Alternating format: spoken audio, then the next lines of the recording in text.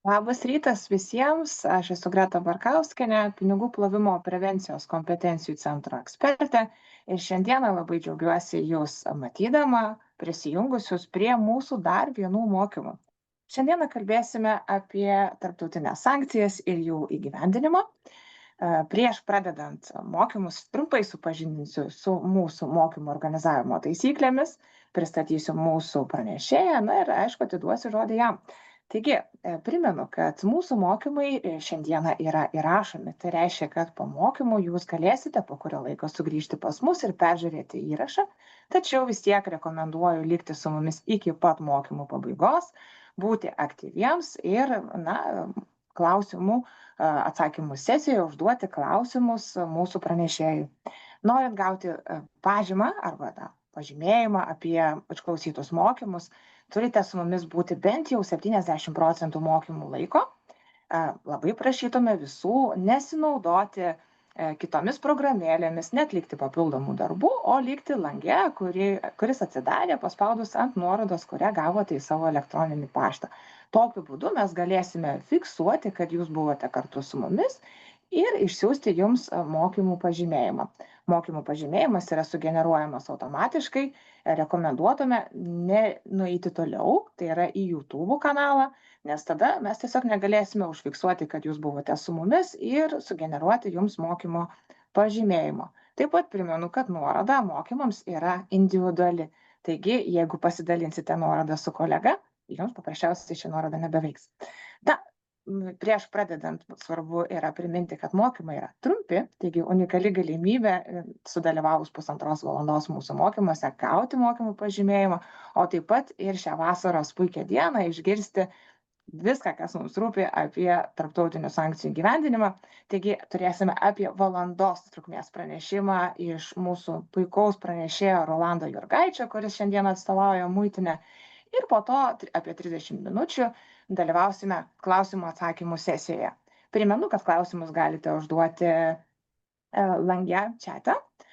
O jeigu negalėsime atsakyti kurį klausimą, tai pasistengsime, kad tie klausimai neliktų kažkur kaboti, galbūt organizuosime dar vienus mokymus, nes tikrai esame paruošę šiemet jums daug įvairių ir prasmingų temų. Nebetęsiant daugiau įžangos, norėčiau atiduoti žodį Rolandui. Rolandai, prašom, pradėkite pranešimą, visi jūsų be galo laukia.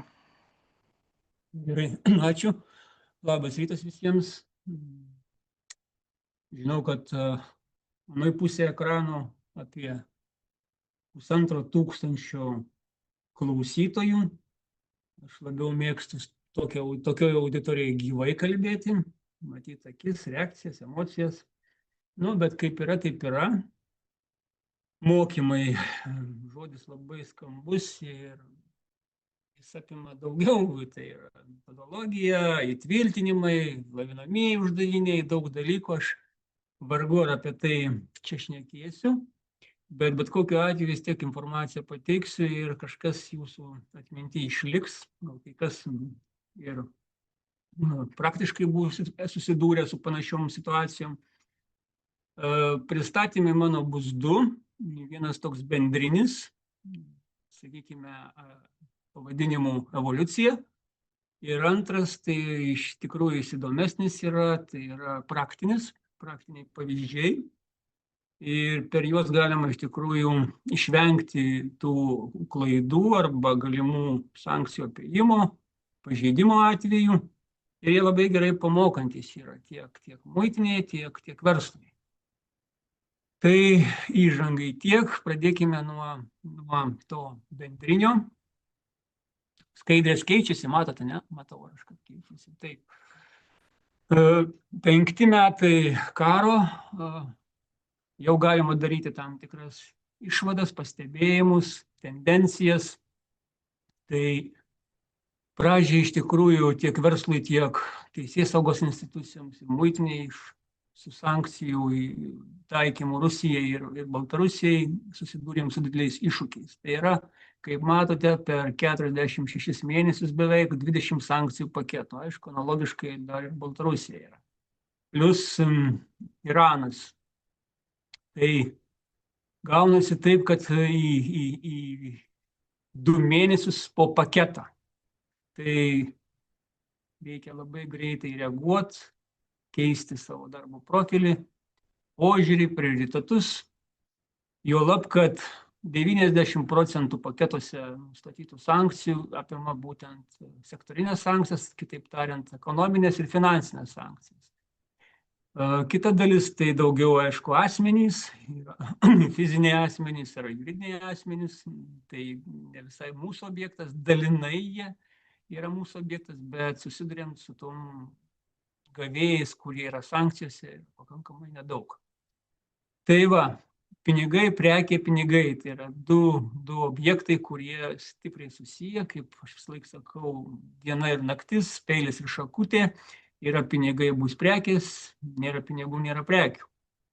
Tai be mūsų ir kitos teisėsaugos institucijos kontroliuoja finansinės sankcijas, mes glaudžiai bendradarbiaujame. Ir aišku, nebejoju, čia sėdintis kitoje pusėje finansinio skyriaus dalyviai taip pat irgi prisideda prie šitų finansinių sankcijų apėjimo mechanizmų užkardimo. Aišku, muitinėje reikėjo didelių iššūkių ir dabar jų reikia, nes neužilgo gali būti 21 paketas, viskas priklauso nuo agresoriaus veiksmų, kuomet suaktyvina arba kažkokį tai veiksmą padaro rezonansinį, tuomet sukrečia Europą ir jį suaktyvina naujo paketo atsiradimą. Ir kontrolės kryptis muitinės, kurie anksčiau buvo orientuota į daugiausiai importą. Importas tai yra daugiausia, sakykime, fiskaliniai klausimai, mokesčiai. Tai su 5 metai prioritetas faktiškai yra orientuotas visą kontrolę į eksportą. Šalia, aišku, prie to prisideda ir labai stipriai ir eksportas, ir, aišku, tranzitas. Tai, ko man dabar nesikeičia skaidrį.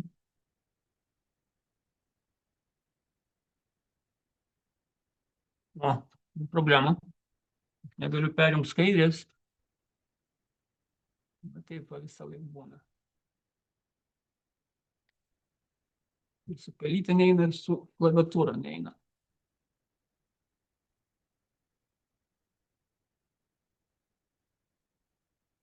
Va. Toliau, visą, matote, nepasikeitė. Taip, visus evoliucijos etapus taip suskysčiau į 4 vystymo etapus. Gali būti ir 5, 6 metai, bet kol kas mes nepastebime pasikeitimo tendencijų.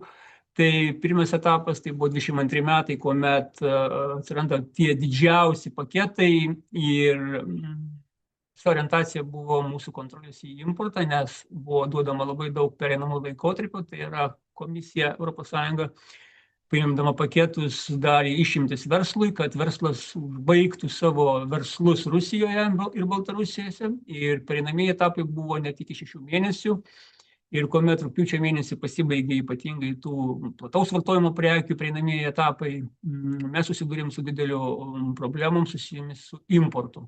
Tai aišku, figuravo daugiausia biokuro medžiagos, mediena. Iš anksčiau Baltarusijos ir Rusijos pasikeitė srautai iš Vidurinės Azijos, neva kilmė šitų gaminių, žinant tų šalių miškingumą, sakykime, vien tik tai Kirgizija, tik tai 4% miškingumo ta šalis turi, o importas biokuro ir medienos iš Kirgizijos buvo didelis. Kiek žinau, Kirgizijoje kūrenti malkom yra prabanga. Tikrai yra didelė prabanga. Nu, aišku, teko imtis priemonių užkaldyti šito viso srautą į ES, aišku, į Lietuvą. Antras etapas jau faktiškai orientacija mūsų eina į 23 metus į eksporto draudimus, kuomet mes pastebim tendenciją didelį augimą kritiškai pavojingų prekių arba aukšto prioriteto prekių, elektronikos į Centrinę Aziją ir Pietų Kaukazą. Trečias etapas taip pat išlieka priežiūra ir importo ir eksporto bei tranzito draudimai, plus inicijuojama regioninė kontrolė ne tik Lietuvoje, bet viso rytinio pasienio. To pasekoje gimsta Baltijos susitarimas, dar vadinamas Baltic Agreement, apie jį truputėlį vėliau. Ketvirtas etapas tai yra praeiti metai. Mes taikėm specializuotas operacijas ir 23 ir 4, bet 5 akcentavom į tam tikras specializuotas operacijas skirtas Rusijos sankcijų priežiūrai, nes pastebėjimai yra dideli, kuomet prisidengiant išimtimis, ypatingai medicinos prekių eksportui į Rusiją, buvo gabenamos prekės visiškai ne medicinos, o sankcionuotos. Taip, bendras vaizdas visos prekybos su, gal kažkas tai šitą skaidrę matėte, bet mes ją išplėtėm, įtraukdami papildomai Jungtinių Arabų Emiratus, nes tai jau daugiau 24 metų objektas, įtraukėm Serbiją ir dar Turkiją. Bet Centrinės Azijos ir Pietų Kaukazo šitos 3 šalys taip pat irgi stipriai prisideda prie sankcijų apeijimo. Ir kaip matote, pagal deklaracijų skaičių, čia visos deklaracijos į tas šalis nuo 21 sausio 1 dienos. Ir matote, pats didžiausias šoktelėjimas vyksta 22 ir 23. Bet jau kuomet mes pasirašome susitarimą ir pradedame taikyti sustiprintas kontrolės priemonės, būtent toms šalims momentaliai pradeda kristi visas srautas šitų prekių. Ir paskutiniais įrašas, kaip matote, 26 metų gegužės mėnesį, tai mes grįžom į prekybą su Centrinė Azija ir Pietų Kaukazu į 22 metų duomenis. Aišku, yra šalis, kurios nepakilo taip aukštai kaip Kazakstanas arba Kirgizija, bet jos yra rizikingos, tai Serbija arba Turkija, jos laviruoja, plaukiančiai tokioj bangoj veiklą vykdo, bet mes vis tiek tą priežiūrą vykdome tom šalim, nes jų pagalba iš tikrųjų yra apeinamos sankcijos. Emiratai taip pat labai mūsų objekto dalis yra, nes šalis turi daug laisvų ekonominių zonų ir per jas prekės gali patekti į agresorių šalį. Tai užkardymas ir suvaldymas iš tikrųjų yra įspūdingas. Toliau, kas labai svarbu yra, kad tai būtų ne vien tik tai Lietuvos veiksmai, užkardant visas sankcijas rytinio pasienio Europos Sąjungos, bet būtų regioninis toksai užkardymas. Tai pradžiai mūsų 3 šalių, Baltijos šalių, Latvijos, Estijos ir Lietuvos premjerų pasirašytas memorandumas dėl vieningo sankcijų taikymo, vėliau muitinių vadovų pasirašytas supratimo memorandumas dėl vieningų sankcijų taikymo ir prie mūsų palaipsniui prisijungė Lenkai, Suomiai, tai matote pagal žemėlapį pilnai uždengta rytinė siena. Toliau dėl tų vieningų sankcijų taikymo prisijungė Danai ir Chorvatai. Labai gerai, kad iš Balkanų prisijungė Chorvatai, nes pas juos yra šalia Serbija. Ir susitikime jie akcentavo irgi tam tikrų sankcijų apeijimą prekių, kurios neva iš Egipto įvežamos į jų šalį, į Chorvatiją. Tai jie dengia, kaip ne kiek tai dengia Balkanus, tai yra, sakykime, vakarinę sieną su Serbija, su Makedonija, su Bosnija ir Hercegovina, kurie taip pat yra daug informacijos, prisideda prie sankcijų apeijimo. Ir paskutinė šalis, kuri prisijungė šiais metais, tai buvo Švedija. Čia jūs matote rugsėjo mėnesį mūsų regioninį pasirašančių šalių susitikimą, tai vyko konferencija Vilniuje. Mes laimėjome Lietuva projektą ir dabar rengiame bendrąjį dokumentą Lietuvos muitinė, kuris bus skirtas komisijai ir komisija, nežinau, prielaidos ateitis tą dokumentą vėliau adaptuos į reglamentą ar kažkokias kitokias gaires, nežinau, sprendimo rengiamas tas dokumentas. Ir šių metų rugpjūčio mėnesį jau mes turime tą projektinį variantą pateikti. Čia matote logotipą šito Baltijos šalių susitarimo, kurį taip pat mes sukūrėme. Dar ką noriu pasakyti, prieš 2 savaitės kolega dalyvavo komisijos sankcijų grupės mitinge virtualiame. Komisija padarė analizę kritiškai pavojingų prekių arba ir šitų aukšto prioritetų prekių eksporto į Vidurinę Aziją ir Pietų Kaukazą analizę visos ES. Ir aš, aišku, tos skaidrės čia dabar neturiu, bet kai jau turėsim, iškomunikuosime galbūt ir per žiniasklaidą, ir per politikus, kurioje matosi, kad likusioji Europos šalių šalys, ES šalys, toliau prekybas su Vidurinė Azija ir Pietų Kaukazu bent nekyla, bet ir nekrenta. Tai yra, šitų prekių srautai vyksta. O Baltijos šalių pasirašytos šalių eksportai ženkliai nuo 94 metų nukrito iki minimumo. Kas anksčiau buvo labai dideli kiekiai, tai dabar nukritę. Tai labai geras rodiklis, rodantis, kad regioniniu mastu vyksta kontrolė pakankamai gera. Aišku, visur visko būna, bet rezultatai iš tikrųjų tokio tarptautinio bendradarbiavimo ir vieningos sankcijų taikymo geri. Specializuotos operacijos. Žinot, kad beveik 70% nomenklatūros prekių yra draudžiama eksportuoti į Rusiją. Dalis jų draudžiama tranzitu gabenti per Rusiją. Tai prielaidos yra, kad gali apeiti sankcijas, yra didelės. Tai mes karts nuo karto taikom tam tikras specializuotas operacijas, tikslinės operacijas, kuriuose mes vėliau nustatome labai daug įdomios informacijos. Tai yra neteisingas prekių pavadinimas deklaracijose, visiškai iškraipomas arba abstraktus, nurodoma, sakykime, baldai. Kokie baldai? Mediena, plastikas, metaliniai, pinti, neaišku kas. Tai yra aprašymas prekės turi būti labai aiškus. Tai mums pavyko bent Lietuvos deklarantus to išmokyti ir reikalauti, kad prekė turi būti deklaracijoje aprašyta taip, kad ją būtų lengva identifikuoti, o ne taip, kad grūbai arba galvos apdangalai. O kokie apdangalai? Šalmas irgi galvos apdangalas. Ar skarelė. Toliau prekės kodai. Čia labai dideli pasiekimai yra, nes iš tikrųjų po prekės kodais slepiasi labai daug ir bandoma apeiti kodus tuos, kurie yra sankcijose, nurodant, sakykime, paskutinius 2 skaičiukus su pozicija ne ta ir žiūrėk, jau jisai ne sankcijose, o prieš tai stovintis yra sankcijose. Tai labai daug imama mėginių ir teritorinėse muitinėse klasifikavimo skyriai atlieka jų patikrinimus ir nustato tikrąjį kodą, nustačius, kad deklaruotas kodas netitinka realaus, tenka atsakomybė deklarantų arba tarpininkui už neteisingų duomenų pateikimą.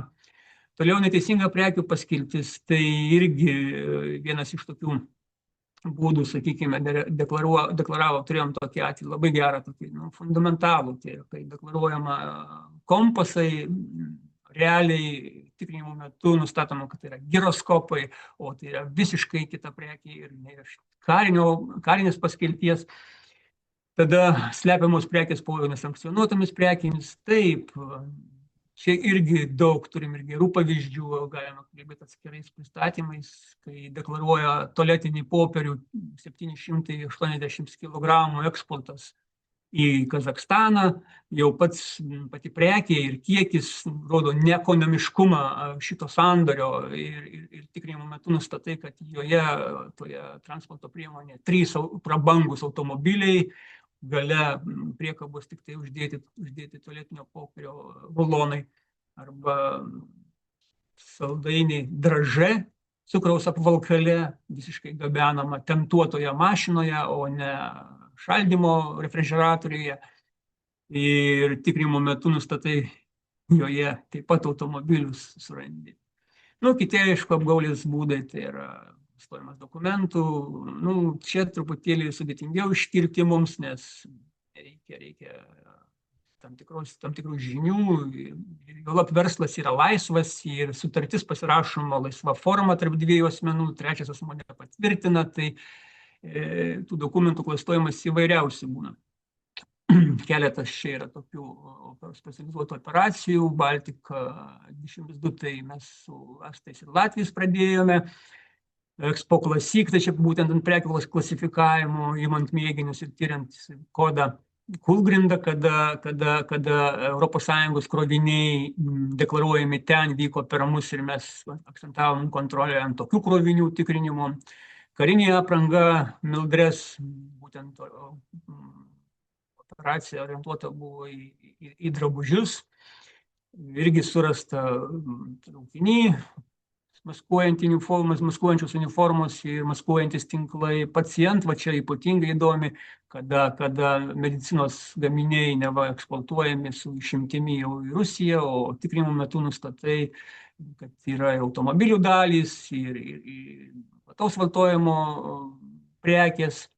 Logo tai nelogiško maršruto operacija, kada prekės gabenamos visiškai neekonomiškų maršrutų ir tokių pavyzdžių turėjome labai įdomių ir galima parašyti net knygą apie tai, kai per Šalčininkus važiuoja į Argentiną krovinys arba per Kybartus, Kaliningrado sritį į Didžiąją Britaniją.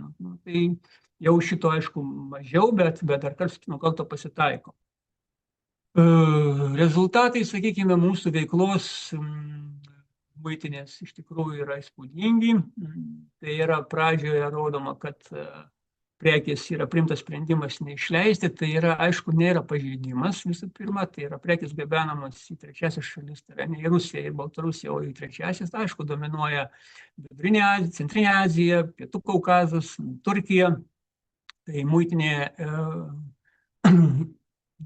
pritaikyti atsakomybę negali, nes tai tom šalims nėra sankcijų, o labai didelė rizika yra, kad iš tikrųjų nepasieks tos prekės tų šalių ir gali priimti muitinti tik tokį sprendimą prekių paimti, prašiausiai neišleisti. Tai yra anuliuojama deklaracija ir sprendimas yra toksai.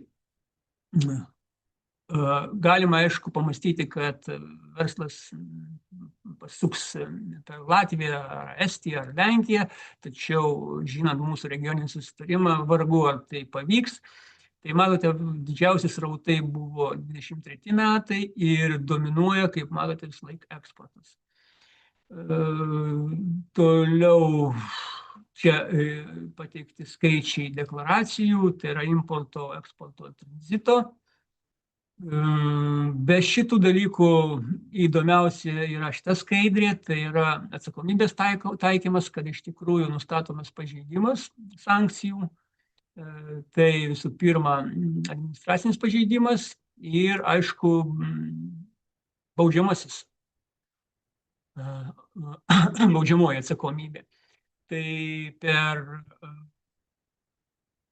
4 metus, jau 25 metais mes manėme, kad NK skaičius tikrai pagal 5.15 nukris, bet didžiausiai nuostabai, jeigu 22 metais buvo didžiausias protokolų skaičius, tai paskui kritimas vyksta 5 metais, mes pamatom skaičių išaugusi ženkliai, jeigu lygint su 3, 4 dvigubai, tai virš 1200 protokolų pagal 5.15.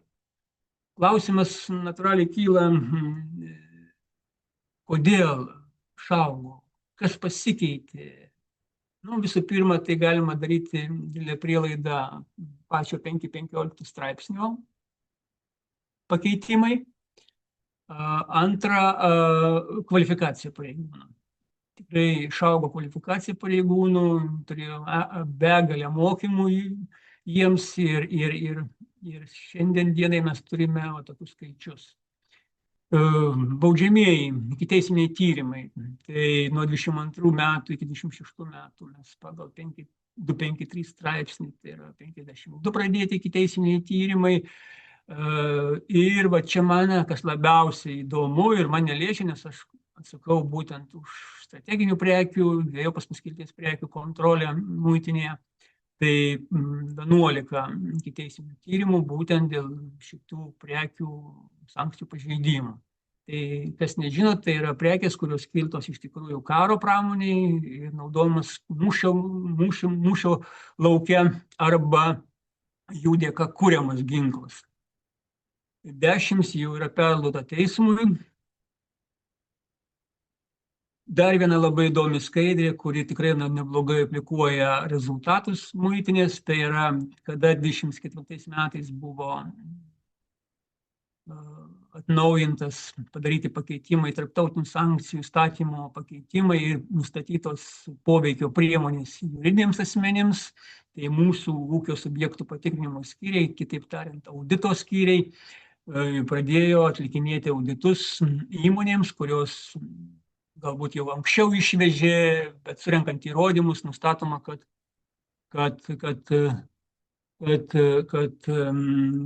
įmonė pažeidė tarptautinės sankcijas. Tai, kaip matote, 24 metais, kadangi tik tai gegužės mėnesį įsigaliojo įstatymo pakeitimai, pradėti 10 tyrimų.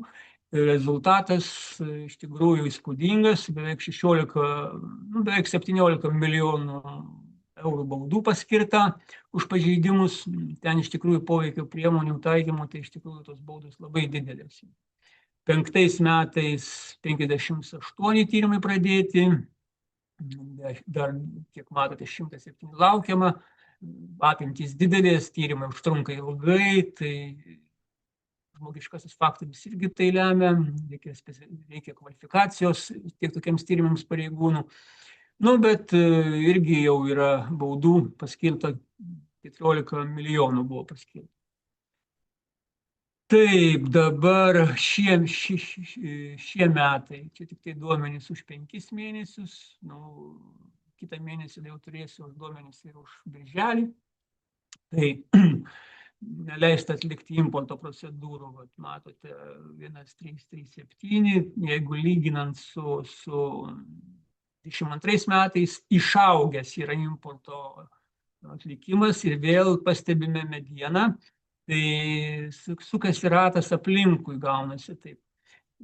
Toliau eksportas kaip ir ankstesniais metais, jis laik buvo didelis, tranzitas apie vidurkį eina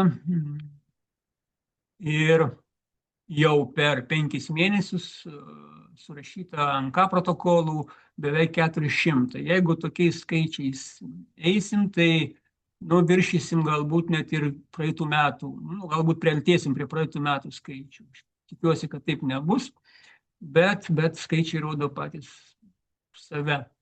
Toliau mūsų auditas atlieka 13 tyrimų ir iš jų jau paskirta per 5 mėnesius 11 milijonų eurų baudų. Aha, kas įdomu, šiais metais mes tokias pradėjom netipinės operacijas, papildomas, bet to, ką jau atliekame su sankcijų kontrolė, taikom, kaip ir minėjau, operacijas. Tai šiais metais tokios netipinės buvo operacijos, kodiniais pavadinimais Suvenyras, kovo 8, Lezas. Tai truputėlį apie jas, tai Suvenyras ir kovo 8, ką jos po savim tie kodiniai pavadinimai reiškia. Tai visų pirma, mes išėjom iš tų sovietinių laikų švenčių.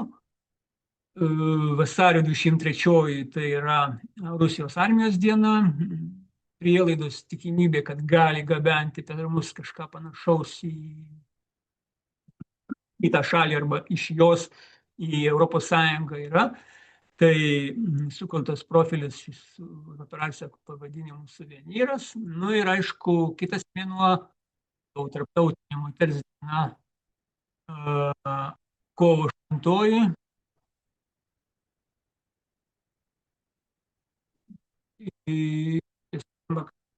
Kovo 8.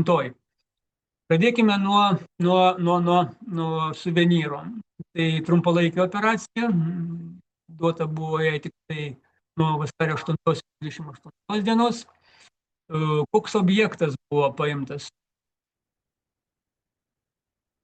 Tai prekės, kurios klasifikuojamos 97 skirsnyje, yra meno kūriniai, kolekcionavimo objektai ir antikvariniai daiktai, papildomai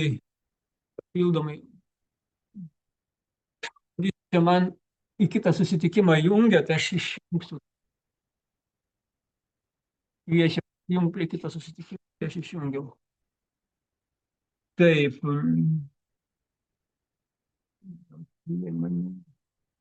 Taip, tai papildomai prekės iš 71 skirsnio, 83 skirsnių ir dar keletas paimta tokių fragmentų pagal deklaruojamą pavadinimą, sakykime, medal, ordinas, statul ir panašiai. Procedūros paimtos dvi, importas ir eksportas, gavėjos Rusija ir Baltarusija, plus 97 skirsnyje prekėms yra sankcijos, jeigu jos yra prabangos objektas. Tai be siekio užkardyti tą visą atributiką, dar ir pritaikysim sankcijų tą prabangos objektą pagal veltinę išraišką. Instrukciją pareigūnai gavo rizikos profilį labai aiškiai, tai yra, kai deklaruojamos prekės pagal tos kodus ir pagal tuos fragmentus žodinius, atlikti tą prekių fizinį patikrinimą ir įsitikinti, ar tarp sankcionuotų prekių negabenamos sankcionuotos prekės. Tada čia eina pagal prabangos objektą, pagal vertę, tai ar, sakykime, statula kažkokia antikvarinė, panašiai gali kainuoti va tokią sumą daugiau negu 300 eurų. Plus įsitikinti, ar nėra sovietinės armijos šlovinančią atributikos. Dar prie to yra kiti reglamentai, kalbantis apie intelektinę nusavybę, tai yra, kada gali būti gabenamos prekės, pažeidžiant būtent intelektinės nusavybės apsaugą, ir kultūros vertybės. Tai yra, operacija apėmė ne vieną sritį kaip, sakykime, sankcijas, bet ir atributiką, ir nors ties atributikai sovietiniai nėra nacionalinės teisės akto draudžiančio įvežti. Sankcijose taip pat nerasite šito. Sovietinė atributika draudžiama prekiauti, platinti, bet neįvežti. Bet mes prieš savo ruožtų mes vis dėlto sustiprinam kontrolę per sankcijų, per prabangą, plus per intelektinę nusavybę ir kultūros. Tai yra gaunasi 5 reglamentai viename. Nu, įdomu, aišku, kokie rezultatai. Aišku, mes nelabai tikėjomės, kad čia bus rezultatų, bet didžiausiai nuostabai mes iš tikrųjų turime vieną rezultatą, gan neblogą, kada viena moteris per medininkus lagamine bandė įvežti didelį kiekį sovietinių rublių, nu, kaip po su sovietinė atributika ir tiesiog jo priimtas buvo sprendimas neįleisti, buvo pasipiktinimas tiek tos moters, tiek vėliau socialiniuose tinkluose, nes spauda išplatino šitą informaciją. Tai draudimo sankcijų nėra, bet yra kiti teisės aktai, rodantis, kad muitinė gali pritaikyti tam tikras kontrolės priemonės, tai yra komercinis kiekis. Moteris negalėjo pagrįsti, kam jinai tokį kiekį šitų kupiūrų veža. Tai yra, jeigu jinai būtų 1 ar ten 2, nu 10, tai dar čia galima būtų suprasti, bet kai visas lagaminas šitų sovietinių rublių, tai yra, jau yra komercinis kiekis ir muitinė gali pritaikyti apmokestinimą, tai yra nustatyti muitą ir plus, aišku, PVM-as. Nu, moteris priėmė sprendimą nevežti, grįžo atgal į Baltarusiją. Bet žiniasklaidoje nuskambėjo, ne žiniasklaidoje, bet soctinkluose buvo, kuomet buvo išplatinta šitą informaciją, buvo daug mūsų gyventojų pasipiktinimų, kad čia negalima, kodėl draudžiama, nu, žodžiu, įvairiausių replikų. Nu, tai ką, tai mūsų komunikacijos skyrius pagelbėjo mes jiems dar kartą iškomunikuoti visuomeniai, kokie reikalavimai taikomi gabenant istorinės vertybės arba pinigus. Ir buvo išplatintas, atnaujintas vėl mūsų Facebook'e, muitinės Facebook'e informacija, ką keleiviai turi žinoti, gabendami istorinės vertybės, pinigus, auksą, kultūros vertybės ir panašiai. Tai operacija davė rezultatus ne tik į šito vieno įvykio, bet ir dar kartą iškomunikavimo plačiai visuomeniai. Kovo 8. Tikrai negalvokit ir nesiekite šitų įvykių su praeitų metų gruodžio mėnesį įvykusiais įvykiais augalų priežiūros tarnyboje. Nors kai kas gali tai sieti, mes visiškai į tai neatsižvelgiam. Ir artėjant kovo 8, Tarptautiniai moters dienai, organizavom specializuotą operaciją. Taip, paimtas tik tai vienas prekės kodas 0603, jūs matote, jisai yra žaliai pavaizduotas. Tai yra, jeigu žiūrėtumėme sankcijų paketą, tai jūs pamatytumėt, kad šalia stovintis kodai 01, 02, 04, tai yra draudžiama eksportuoti šitas prekes šitais kodais. Tai yra daugiausia svogūnėliai, gėlių, krūmai ir panašiai. Bet vienas kodas žaliai pavaizduotas, jis kažkodėl tai išskirtas. Nu, aš suprantu, kad yra lobistai Europoje, greičiausiai tai Olandai, kurie augina tas skintas gėlės ir jie atstovėjo tai, kad šito kodo nebūtų sankcijų pakete. Kiekvieną kartą mūsų užsienio reikalų ministerija, teikdama pasiūlymus naujam paketui, atkreipė dėmesį ir šitą kodą, kad jisai būtų įtrauktas. Tai priežastis buvo ta, kad mes išanalizavom 5 metų duomenis ir matome, kad į tas šalis buvo išvežta virš 27 milijonų vertės šitų skintų gėlių. Aišku, ir ta politikų arba žiniasklaidoje pasisakančių visuomenės veikėjų, net ir politikų, kad gali būti narkotikai gabenami tokiuose transporto priemonėse arba ginklai, nu, kažkiek tai lėmė, bet tai nebuvo mūsų didžiausias objektas.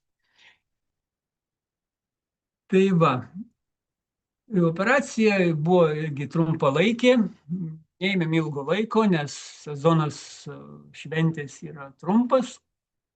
Procedūra šiuo atveju tik tai ant eksporto ir eksporto, importas čia nebuvo aktualus. Ir šalis gavėjos tos pačios nesikeičiančios agresorės. Instrukcija pareigūnams buvo labai aiški: atlikti prekių fizinį patikrinimą ir įsitikinti, ar tarp nesankcionuotų prekių gabenamos sankcionuotos prekės. Tai yra, kaip matote, pagal sankcijų paketą gali būti juose gabenamasi prekės iš 01 pozicijos, 02 arba 04. Plus dar vienas tarptautinis teisės aktas ir reglamentas, tai yra CITES, floros faunos apsauga. Žinoma, žinote tikriausiai, kad saugoma muitinė, ne tik muitinė, pasaulis visas saugo čia įvairiausių augalus, orchidėjas, labai daug orchidėjų yra saugomų ir be CITES leidimo negalima jų gabenti. Tai prie to dar mes ir prikabinom ir šitą kontrolę būtent per CITES konvenciją. Jeigu žiūrėti rezultatus, kadangi iš tikrųjų tų skintų gėlių gabenimas yra labai didelis, tikrai daug gabenama, vežama per mus, tai profilis ne 100% buvo išdėtas, o 50% ir šitų visų refrigeratorių, nes tokios skintos gėlės gabenamos refrigeratoriuose, atitinkama temperatūra ten turi būti iki 2 laipsnių, atrodo, ar iki -1 laipsnio. Ir atlikti tokių prekių, tokių transporto priemonių fizinį patikrinimą. Tai per 13 parų rizikos profilius suveikė beveik 70 kartų, tai yra beveik 70 deklaracijų. Visais atvejais eksportas buvo pradėtas Olandijoje, ne Lietuvoje. Patikrinimo metu pažeidimų nebuvo nustatyta. Nebuvo ten kitų objektų, kitų prekių, vis laik buvo gėlės. Vienas atvejis, tai yra eksportas buvo pradėtas Lietuvoje, kadangi įmonė pagal muitinės reikalavimus turėjo pateikti prekes, nes deklaraciją mes pamatome sistemoje anksčiau ir sprendimas pateikti prekes muitiniam tikrinimui, prekės gėlės nebuvo pateiktos ir įmonė gavo už tai muitinės veiksmų neatlikimą administracinį protokolą. Tai irgi rezultatas.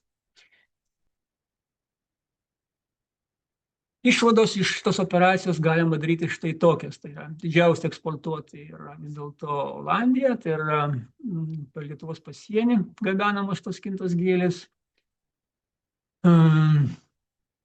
Lietuvos eksportuotojas buvo vienintelis, kuris greičiausiai tik muitiniai pateikė deklaraciją, o prekės pačios galbūt net buvo Lenkijoje ar Olandijoje ir jeigu būtų įforminta žaliu kanalu, tos prekės galbūt ir būtų pravažiavusios net netikrintos arba galėjo būti taip, kad ten net neskintos gėlės būtų gabenamos, bet tik tai prielaidos.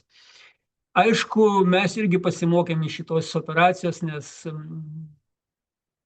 planavom kaip pratęsti šitą operaciją ir gegužės šventėms, ir rugsėjo 1 dienai, bet pamoka parodė tas, kad temperatūrinis režimas šiuo atveju, tai yra buvo kovo mėnuo, tai dar oro sąlygos lauke leido pilnai atlikti tą fizinį patikrinimą, nes dar buvo šalta. Dabar kaip tokie karščiai, tai ir vargu mes tokį dalyką tik darytume. Toliau, tai yra čia mūsų valstybiniai dalykai, tai yra augalų karantino tarnybos angarai, netitinka fizinio patikrinimo sąlygų, teko naudotis veterinarinės tarnybos angarais, tai yra nuolat atlikinėti panašaus pobūdžio operacijas prasmės nėra, investuoti į angarus valstybiškai irgi neefektyvu. Antra, grėsmės didelės irgi nėra, sakykime, tai yra neginkluotės dalykai gabenami, o tik tai gėlės. Taip, planuojamus. Dabar vyksta operacija Lezas 26, tai yra, kada gavėjas registruotas laisvosiuose ekonominėse zonose. Tai mes paėmėme Jungtinių Arabų Emiratus, Turkiją ir Jordaniją, kas labai mane nustebino, kad Jordanija palaipsniui įsitraukė į sankcijų apėjimą ir nustatytos prekių grupės. Aš kol kas nenoriu čia stipriai kalbėti apie tai, jau kai pasibaigs šitą operaciją, mes spręsim dėl jos tęstinumo ir tikslingumo, ir rezultatų galų gale, bet lezai, ne mes vieni, ir ES narės pastebi, kad lezai yra būtent tie free zones, vadinamos angliškai, teritorijos, per kurias apeinamos sankcijos. Dar, aišku, tokios yra mintys, kaip apačioje operacija, daugiau negu 100 000 vertė, sustiprinti kontrolę į trečiasias šalis, pasirenkant atitinkamus prekių skirsnius, tos, kurie yra prioritetai ir aktualiausi, 84, 5, 20 skirsniais, tai yra karo pramonės skirsniai. Dar nemažai yra gabenama buitinės technikos, ypatingai su Kaliningrado srity, kurios prekės nėra sankcijose, nes tos prekės yra daugiau kaip prabangos objektas ir joms nustatyta vertinė išraiška, tai yra nedaugiau už 750 eurų už vienetą. Analizės metu mes matom, kad deklaruojami tokie, sakykime, šaldytuvai arba kita buitinė technika mažiau turi tokią vertę negu 750. Aišku, bendraujant su mūsų finansinių nusikaltimų tyrimo tarnyba, tas įmonės nesunku yra patikrinti pinigų šaltinius ir kokius kiekius gaunama už tokius sandorius, ir tada padarius analizę nustačius, kad iš tikrųjų tas šaldytuvas ar tas buitinė technika galėjo kainuoti ne 300-500 eurų, bet daugiau negu 750. Bet čia ne mūsų seminaro objektas. Tai va tiek aš iš tos, sakykime, pirmos dalies. Ačiū, Rolandai. Puikiai.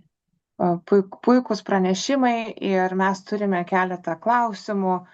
Tai manau, kad tikrai labai ilgai ir neužtęsime.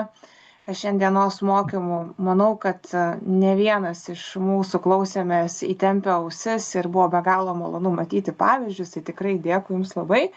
Bet kadangi esame pažadėję, jog darysime galimybę Jūsų paklausti ir mūsų auditorijai noriu pažymėti, kad Rolandas sakė, visi klausimai yra labai laukiami ir jis yra pasiruošęs visus juos atsakyti. Tai po truputį tada ir pradėsim. Tai pirmasis klausimas, beje, juos skaitau tą seką, kuria jie pas mus atkeliavo. Tai tikrai įdomus ir koncentruotas yra be abejo į prekes. Į kokias prekes pramonės reikėtų atkreipti dėmesį, siekiant nustatyti, ieškant sankcijų pažeidimų. Tiesiogiai kariniai kroviniai yra akivaizdu, bet į kokias civilinės prekes reikėtų atkreipti daugiau dėmesio. Labai platus klausimas. Iš esmės tai aš paminėjau, kad mano prioritetas yra viskas, kas yra susijęs su karu. Tai jeigu susipažinęs su nomenklatūra, prekių nomenklatūra, tai yra skirsniai. Aš manau, susipažinę. Tai 84 skirsnis, 84 tai yra viskas, kas susijęs su mechanika, 85 skirsnis, viskas, kas yra elektra varoma, su elektra. Patys didžiausi skirsniai, vienas turi, 84 turi berods 80 pozicijų, 4 ženklių skaičių, o 85 turi apie 50 pozicijų, patys didžiausi skirsniai. Tada 90 skirsnis, kur yra faktiškai optika, ten daug, aišku, medicinos 90-ame, bet yra optika. Tada dar galima pilnai atkreipti dėmesį į 39 skirsnį. 39 skirsnis tai yra plastikai. Plastikai, daug ginkluotės yra iš plastikos. Tai va tie 4 pagrindiniai. Aišku, ten metalai, tai turtinga metalais, niekas ten negabena tų metalų. Tai yra tekstilė, irgi kariniai, bet šie 4 pagrindiniai. Ačiū, Rolandai. Toliau, tęsiant prie kitų klausimų, turim ganėtinai išsamų klausimą, bet man ir pačiai pasidarė įdomu, kaip puikiai sukonstruotas klausimas, tai tikrai dėkui klausimo autoriai. Remiantis nuostata, kad prabangos prekės ir meno dirbiniai, kurių vertė yra 300 eurų ir daugiau, gali būti įtraukti į sankcionuotų objektų sąrašą, ar praktikoje dažnai susidurėte su tokio tipo prekėmis sankcijų kontekste? Ir tęsėme toliau, ar pastebėjote kokį nors pokytį, pavyzdžiui, importo, eksporto apimčių, muitinės patikrinimų ar teisinių ginčių skaičiaus nuo tada, kai prasidėjo Venecijos bienalė? Jei taip, kokios pagrindinės tendencijos ir su kokiomis rizikomis arba sunkumais susidurime? Tikrai labai įdomus klausimas. Dėl Venecijos bienalės tai tikrai nieko nesakysiu, aš nepastebėjau, bet su prabangos prekėmis tai taip iš tikrųjų. Pačioj pradžioj buvo, aš atsimenu, mes sulaikėm, neišleidome, tai yra buvo vynui laikyti šaldymo kažkokios specialios spintos. Jos tikrai prabangos objektas yra. Tai buvo bandoma išvežti. Tada buvo, kiek aš atsimenu, kažkas tai buvo su tais renginiais, kurie susiję su dažasvaidžiu. Tai irgi prabangos buvo. Buvo prabangos susijęs su treniruokliais, džymuose, kur naudoja. Bet kad tai būtų, sakau, masiškai, patys masiškiausiai, daugiausiai tai buvo su automobiliais, nes automobiliam nustatyta ten daugiau negu 50 000, kada nebuvo nustatyta pravaža ir pravažos aukštis. Aš imu jau bendrą paketus, bet buvo paketai, kada tik tai buvo nustatyta prabanga daugiau negu 50 000, paskui nustatyta pravaža pagal aukštį, nes tie, kurie aukštesni, gali būti mūšio lauke naudoja, o paskui nustatyta 2 litrų. Jau viskas faktiškai atmetame į prabangą, atmetame ir pravažą, ir nustatyta variklis daugiau negu 2 litrai, viskas draudžiama. Tai buvo labai daug gabenama. Hypertrakai buvo irgi bandoma išvesti prabangą. Tai dabar mes didelių pastebėjimų tikrai nematome, neturime. Iš antikvarinių dalykų irgi tokių tendencijų pastebėjimų nėra.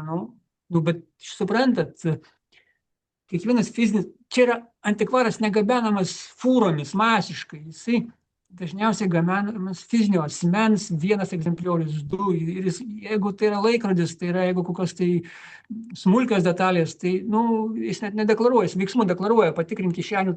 Žodžiu, sudėtingas antikvarų iš tikrųjų, jo negabenama masiškai. O dėl bienalės, tai aš net neužsidariau savo nieko tokio klausimo, net nepamaščiau.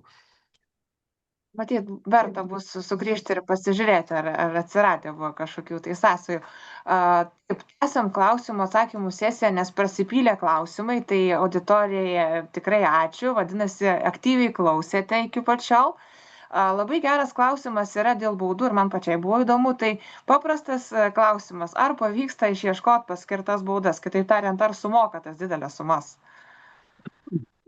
Taip greitai neatsakysiu, aš čia daviau tik tai sprendimus, aš paminėjau ir ikiteisminius tyrimus, nes tai, pavyzdžiui, dėl dvejopos paskirties, tai ikiteisminiai tyrimai gali užtrukti 2, 3, 4 metus, žinot, aš rezultatų iki galo net nežinau.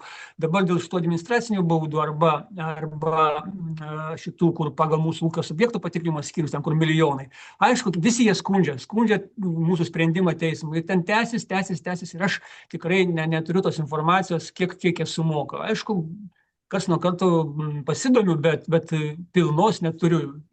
Kažkas sumoka. Tie smulkus, kurie NK pažeidimai, ten pagal 5.15 ten baudos yra dažniausiai vėl įvairiai, ten gali iškart pusę sumos sumokėti, iš karto ten, žodžiu, muitinės, paskiria, tos baudos sumokamos. Galutinio skaičiaus neturiu.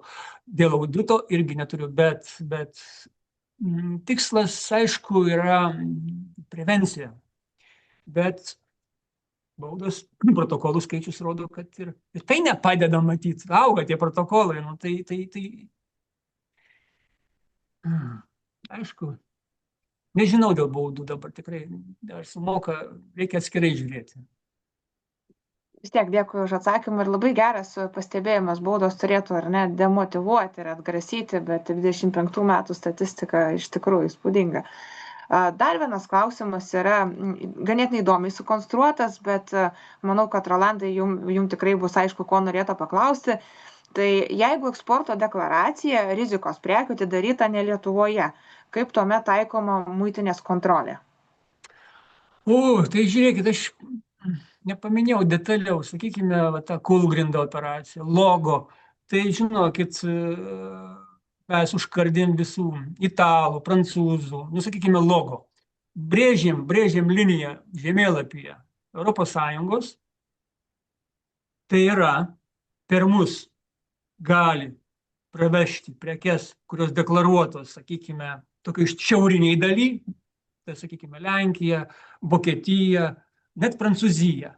O kas žemiau, sakykime, Turkija, Ispanija, Portugalija, Italija, Austrija, jeigu prekės gabenamos iš 84, 5, 90 skirsnio į Vidurinę Aziją, per mus nepravažiuosit. Nelogiškas maršrutas. Važiuok per bulgarus, turkus ir nuveši tenai. Tai yra tokių principų. Taip, mes labai daug apgrėžėm italų, vokiečių, nes darau statistiką, kitą darau statistiką, ten galimai dvejopą aš matau tos skaičius. Tai yra, imame tokių priemonių. Apgrėžėm arba važiuok per ten, arba tiesiog neleidžiam ir viskas. Tai yra viena priemonė. Visos kitos šalys, sakykime, Lenkai, tie patys Latvijai, Estai, vokiečiai per mus galėdavo pravažiuoti. Bet aišku, mes irgi labai mes sulaukėm labai didelės ir tų šalių verslo kritikos, kad Lietuvos muitinė ant tiek griežtai, kad ten neįmanoma. Ir paskui bendravom ir su italais. Su kuo ne tik tai bendravom, kad tik tai mes menkintum savo kontrolę. Mes negalim nubausti už jų, sakykime, jas gabena ne į Rusiją, o į, pavyzdžiui, Kazakstaną.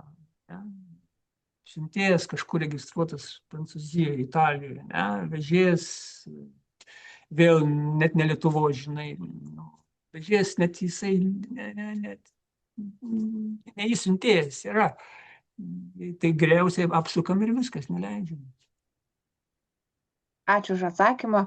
Dar vieną klausimą turim ir iš tikrųjų tikrai geras klausimas.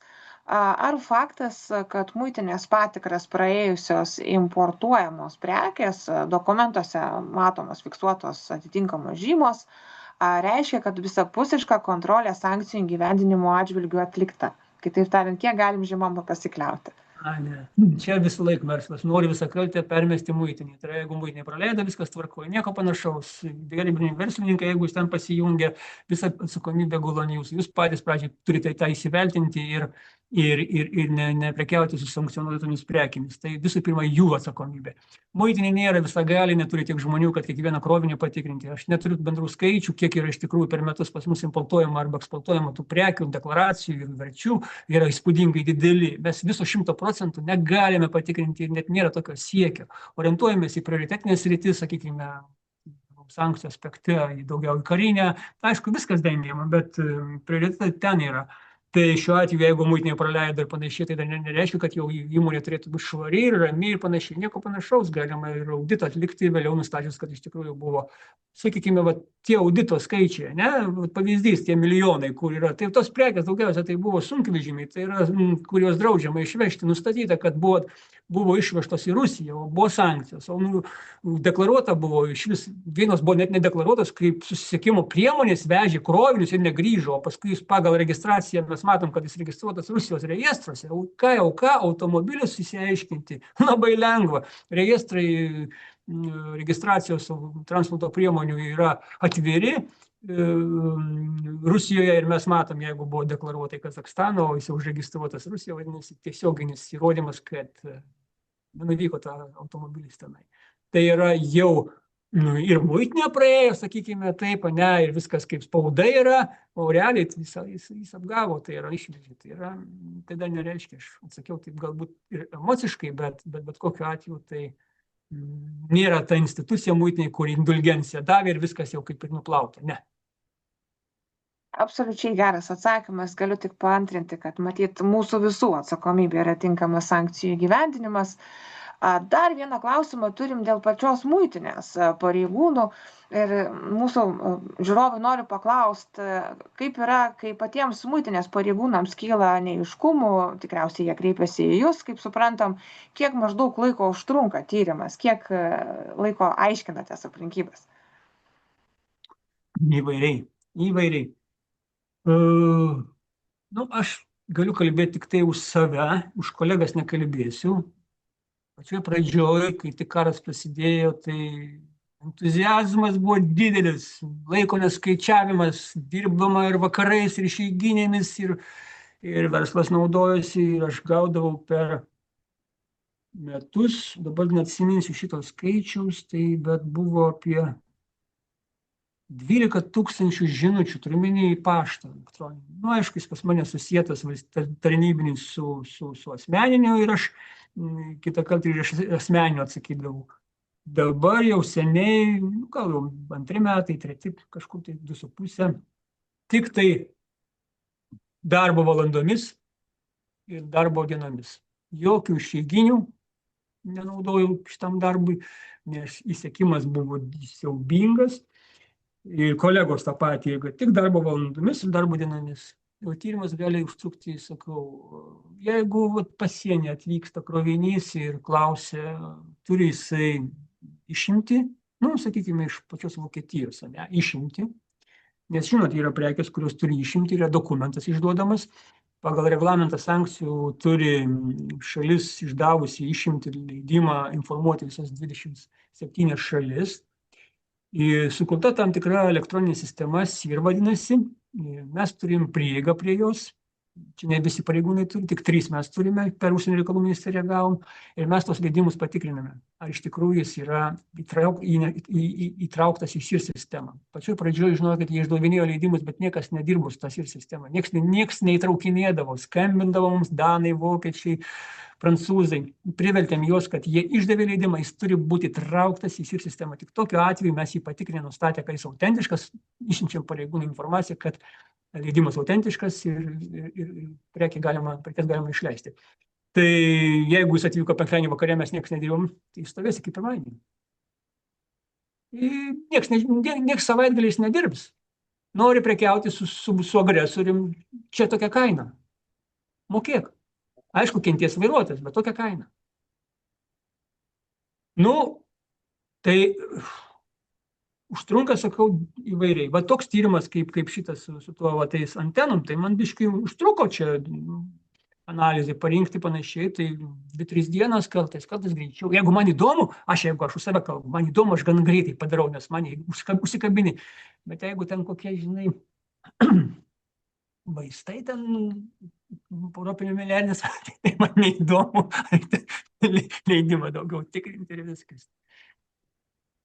Ačiū, Rolandai, iš tikrai nuoširdų atsakymą. Matyt, mes visi esam žmonės ir natūralu, kad negalim 24/7 dirbti ir atsakinėti į klausimus ir judinti procesus, kad jie būtų greičiau. Bet tikrai ačiū už nuoširdumą atsakant į klausimą. Dar vienas klausimas taip pat yra susijęs su informacija iš tikrųjų ir čia plačiai suformuluota, ar nebūtų naudinga muitiniai turėti skyrių, kurį su panašaus tipo klausimais, kaip rodėte užduodamus muitinės pareigūnų klausimus, galėtų kreiptis ir muitinės tarpininkai. Ar tokiais klausimais konsultuoja, pavyzdžiui, muitinės informacinio skyriaus darbuotojai. Čia matyt yra dar viena didelė plati sritis, kur tų klausimų yra nemažai. Nu, aš norėčiau, kad čia klausimą reikėtų orientuoti ne mano, o vadovybei, žinai. Labai pageidaučiau, kad mūsų skyrių su sankcijomis atsirastų daugiau žmonių. Mes turim 2 laisvus etatus, nieks neateina. O kalbant apie tokį skyrių, kuris va tokiais klausimais konsultuotų, na, aišku, lengva, žinai, paskui prisidengti rašteliu, va tokią konsultaciją, vystyti verslą. Nebus tokios skyriaus niekada. Mes turim komunikacijos skyrių, jis visais klausimais atsakinėja, kai reikia, oficialiai turime. Tokio nebus tokio, nes 70% nomenklatūros rodo galimai dvejopą paskirtį. Tai ką, inžinierių sėdinti, kad jis čia konsultuotų, biologą, chemiką, kokio lazerio specialistą? Ne, taip nebus. Dažniausiai geriausias sprendimas patiems gilintis. Metodų yra pilna. Galų gale dirbtinį intelektą tegul pasinaudoja. Labai gerai padeda, nukreipia. Geriausias instrumentas. Ne vis laik teisingas, bet geriausias instrumentas. Ačiū labai už tikrai, realistišką atsakymą, ar ne, kad pirmiausia domėtis turim ir patys. Ir matau, kad jau praktiškai nebeliko laiko, bet dar vieną klausimą norėčiau užduoti, nes toks įdomesnis pasirodė. Ir be abejo, kad kažkurie dalis klausimų liks neatsakyta, tai mūsų mokymų dalyviai, tikrai mes jų neužmirštame ir matyt, prašysime dar Rolando sugrįžti ir ne vieną kartą. Tai prieš pabaigiant šituos mokymus, paskutinis klausimas. Muitinėse tikrinant transportuojamus automobilius ir tikrinant techninius parametrus, remiamasi tik dokumentais, ar muitinės darbuotojai gali tikrinti ir vietoje? Ką reiškia vietoje, nesupratau, bet techniniai parametrai. Patikėkit, automobilio techniniai parametrai. Ką mes galim išmatuoti. Pradžiai matavom šitą pravažą. Net kažkur vokiečiai matavo su liniuotė, ten pasilenkęs tą pravažą. Dabar nieks nematuoja. Mes tikrai nelysim po automobiliais.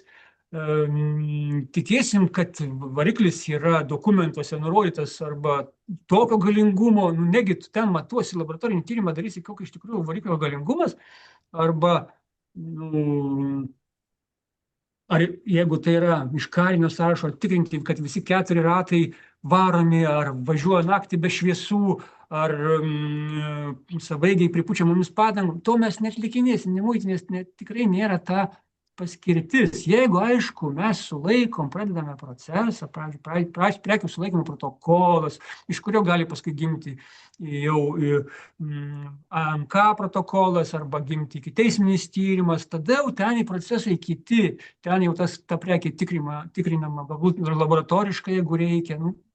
Bet pradžiai tai yra viskas, kas yra pateikiama dokumentacijoje, žiūrima, aišku, vizualiai.